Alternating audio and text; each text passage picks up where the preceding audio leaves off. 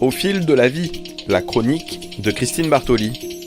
Aujourd'hui, le ventre est-il notre deuxième cerveau ? Dans mon ventre.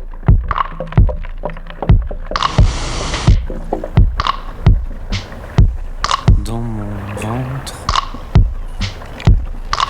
Que savons-nous de notre ventre, cet organe bourré de neurones que les chercheurs commencent à explorer ?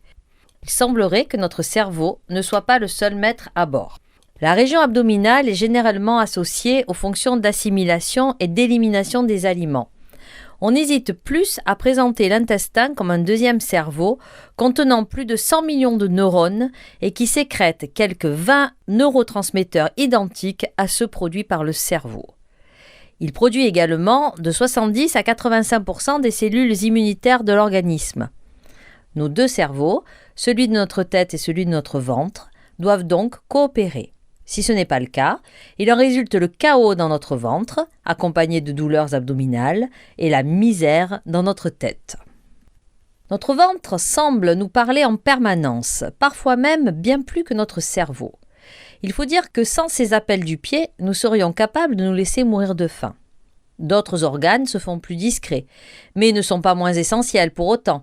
Par exemple, le cœur se fait moins entendre au quotidien, mais s'il est troublé, son mal-être remonte aussitôt au cerveau. Demandez confirmation à quelqu'un qui souffre de tachycardie ou d'essoufflement. Notre cerveau contrôle involontairement nos organes par le système nerveux autonome. Nous n'avons absolument aucun contrôle sur les gargouillements de notre ventre ou la manière que notre foie a de traiter ce que nous mangeons ou buvons au cours de la journée. Le système nerveux autonome permet à nos organes de fonctionner en autonomie 24 heures sur 24 sans que nous ayons à nous soucier de leur sort. Le système nerveux entérique digestif, la partie du système nerveux autonome qui contrôle le système digestif, a une autonomie notable et une structure d'interconnexion neuronale qui le rapproche du cerveau. C'est pourquoi on le surnomme le Guts Brain.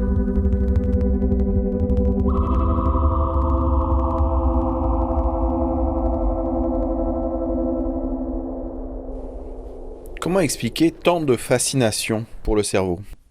Si le ventre passionne tant, c'est parce qu'il nous rappelle son existence en permanence. Quand il a faim, quand il a bien mangé, quand il a trop mangé, quand il n'arrive pas à bien digérer un aliment. Mais avant le ventre, ce sont nos yeux et nos papilles qui nous guident et qui nous aident à nous nourrir correctement afin de survivre.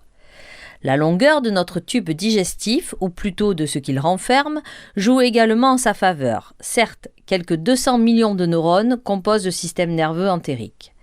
Il est vrai que le ventre influe sur le système nerveux central et inversement par un échange d'informations permanentes. Cette vérité apporte de nouveaux espoirs en termes de pratiques cliniques. Certaines maladies neurodégénératives comme Parkinson pourront peut-être un jour être soignées ou au minimum détectées grâce à l'exploration de notre système digestif. Vous venez donc de dire qu'on pourrait peut-être diagnostiquer Parkinson ou Alzheimer grâce à son ventre ? Des maladies neurodégénératives comme Parkinson pourraient avoir aussi une origine dans notre ventre, où elles envahiraient les neurones de notre intestin en même temps que ceux du cerveau. Les neurones digestifs abritent les mêmes protéines responsables de la dégradation des capacités motrices qui finit par entraîner une perte de l'autonomie. Il pourrait être possible de tenter de diagnostiquer une maladie neurologique directement à ce niveau et même de tenter de la soigner par cette approche, mais ceci ne reste que pure spéculation.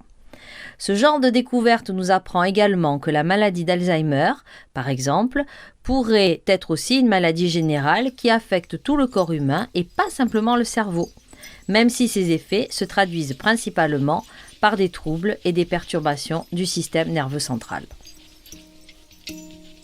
C'était la chronique Au fil de la vie de Christine Bartoli. Retrouvez-la sur la page Facebook, vous pourrez y poser des questions, y laisser des messages. Vous pourrez également la podcaster et la réécouter à l'envi.